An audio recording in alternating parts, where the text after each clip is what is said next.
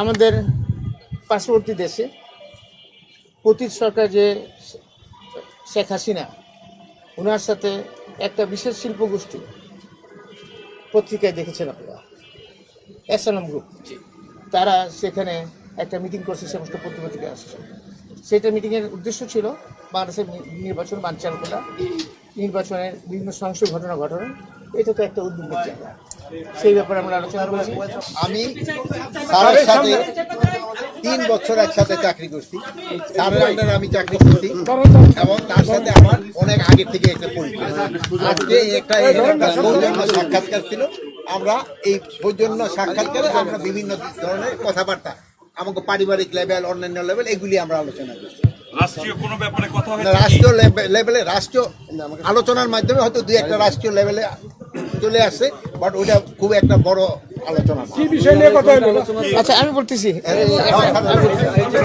আমাদের লুৎফুজ্জামান বাবর 18 বছর পরে আপনি স্বরাষ্ট্র মন্ত্রণালয়ে 18 বছর পরে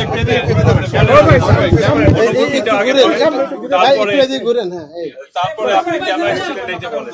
প্রথমে আমি মহান রাব্বুল আলামিনের শুকরানা আদায় করি যে আমি 17.5 বছর পরে আল্লাহ পাক আমাকে নির্দোষের মাধ্যমে জেল থেকে ছুটেছি এবং আজকে জাতীয়তাবাদী দল, বাংলাদেশ জাতীয়তাবাদী দল থেকে একটা টিম করা হয়েছে। সেই টিমের মধ্যে আমি একজন, আমার সাথে সিনিয়র সেক্রেটারি আছেন কামরুজ্জামান সাহেব, রিমন সাহেব, তারপর হচ্ছে আরেকজন মাহবুব সাহেব আছেন এবং আরেকজন আছেন আমাদের সাথে, তিনি আজকে আসতে পারেন।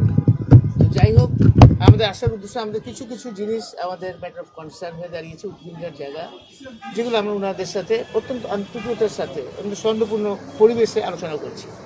সেই সৌন্দর্যপূর্ণ আলোচনার মধ্যে আমরা আসছি বিশেষ করে বর্তমান ইন্টারিম গভর্নমেন্ট, মাননীয় প্রধান উপদেষ্টা এবং বর্তমান সরকারকে সাহায্য করার, সেই সাহায্য হিসাবে যেগুলো কনসার্ন করে আমরা সেইগুলো আমরা ওনাদেরকে আমাদের ব্যক্ত করছি। অন্যও একই জায়গায় একমত পোষণ করছেন।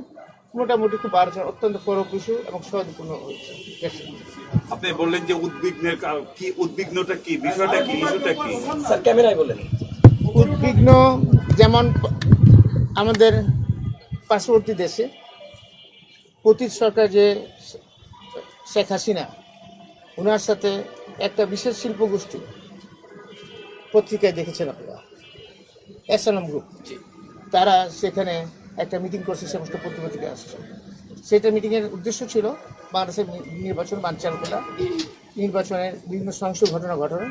এটা তো একটা উদ্বেগের জায়গা, সেই ব্যাপারে আমরা আলোচনা করেছি।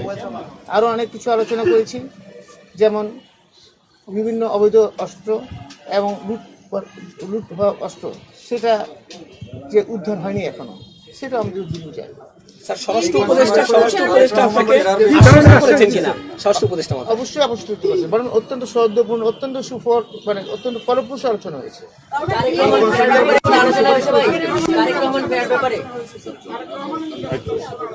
আরেকটা জিনিস আমি বলবো,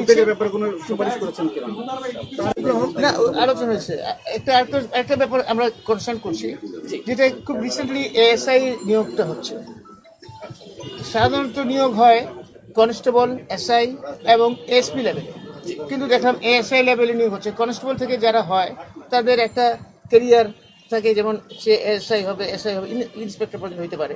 আবার এসআই লেভেলে যারা হচ্ছে তারা এসআই থেকে ইন্সপেক্টর হয়ে ডিআইজি পর্যন্ত হয়েছে, অনেক উদাহরণ আছে। আবার এসপি থেকে তো আইজি পর্যন্ত হতে পারে, কিন্তু এখন এএসআই পর্যন্ত সেটা একটু বিভিন্ন জায়গায়, কারণ কনস্টেবলদের মধ্যে একটা বিভিন্ন রকম একটা অবস্থা দেখছি, সেটাও একটা আমাদের উদ্বিগ্ন। সাবেক স্বরাষ্ট্র মন্ত্রী হিসেবে আপনি কি মনে করেন দেশের আইন শৃঙ্খলা পরিস্থিতি এখন ভালো না খারাপ, আপনি কি মনে করেন? আমি এটুকুই বলবো না, ভালো করার যথেষ্ট চেষ্টা করছেন, আন্তরিকতা কোনো ইনশাআল্লাহ দ্রুত ফেরত আসবে, আপনার দোয়া করবেন। আল্লাহ